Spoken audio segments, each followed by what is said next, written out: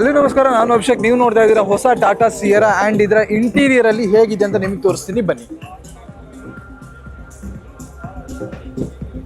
ನಾವು ಬರ್ತಿದ್ದೀವಿ ಟಾಟಾ ಸಿಯರಾ ಒಳಗಡೆ. ಸೊ ಎಸ್, ತುಂಬ ಪ್ರೀಮಿಯಂ ಆಗಿರೋ ಒಂದು ಇಂಟೀರಿಯರ್ ಅಂತ ಹೇಳ್ಬೋದು. ಸೀಟ್ ಎಲ್ಲ ಅದಕ್ಕೆ ತಕ್ಕನಾಗಿ ಅಡ್ಜಸ್ಟ್ ಆಗ್ತಾ ಇದೆ.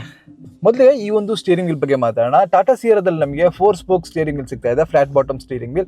ನಮಗೆ ಇಲ್ಲಿ ಬೇಕಂತ ಎಲ್ಲ ಕಂಟ್ರೋಲ್ಸ್ ಕೂಡ ಸಿಗುತ್ತೆ. ಇಲ್ಲಿ ನಮಗೆ ಇನ್ಫರ್ಟೈನ್ಮೆಂಟ್ ಸಿಸ್ಟಮ್ನ ಕಂಟ್ರೋಲ್ ಮಾಡೋಕ್ಕೆ ಸಿಕ್ಕಿದ್ರೆ, ಇಲ್ಲಿ ನಮಗೆ ಎಡಾಸ್ನ ಕಂಟ್ರೋಲ್ ಮಾಡೋಕ್ಕೆ ಸಿಗುತ್ತೆ. ಇದು ನಮಗೆ ರೆಬೆಲ್ 2 ಎಡಾಸ್ ಅಲ್ಲಿ ಕೂಡ ಬರುತ್ತೆ. ಇದ್ರಲ್ಲಿ ನಮಗೆ ಹೇಳಬೇಕಂತ ಮತ್ತೊಂದು ವಿಷಯ ಏನಂದ್ರೆ, ಈ ಒಂದು ಸ್ಕ್ರೀನ್ ಅಂತ ಹೇಳ್ಬೋದು, ನೀವು ನೋಡ್ಬೋದು ಎಷ್ಟು ದೊಡ್ಡದಾಗಿದೆ ಅಂತ.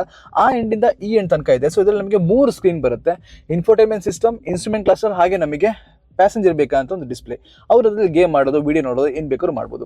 ಅದು ಬಿಟ್ಟು ನಮಗೆ ಇದ್ರ ಒಳಗಡೆ AC ವೆಂಟ್ ಸಿಗ್ತಾ ಇದೆ. ಇಲ್ಲಿ ನಮಗೆ ನಾರ್ಮಲ್ ಆಗಿ ಸಿಗುವಂಥ ಕಂಟ್ರೋಲ್ಸ್ ನಮಗೆ ಇದ್ರಲ್ಲಿ ಸಿಗುತ್ತೆ. ಎಲ್ಲ ಟಾಟಾ ಕಾರಲ್ಲಿ ವೈರ್ಲೆಸ್ ಚಾರ್ಜಿಂಗ್ ನಮಗೆ ಇಲ್ಲಿ ಸಿಗ್ತಾ ಇದೆ. ಆ್ಯಂಡ್ ಸ್ಪೇಸ್ ಬಗ್ಗೆ ಮಾತಾಡಬೇಕಾದ್ರೆ, ಸ್ಟೋರೇಜ್ ಬಗ್ಗೆ ಮಾತಾಡಬೇಕಾದ್ರೆ ಇಲ್ಲಿ 2 ಕಪ್ ಹೋಲ್ಡರ್ಸ್. ಆ್ಯಂಡ್ ಇದರ ಕೆಳಗೆ ಕೂಡ ನಮಗೆ ಸ್ಟೋರೇಜ್ ಸಿಗುತ್ತೆ.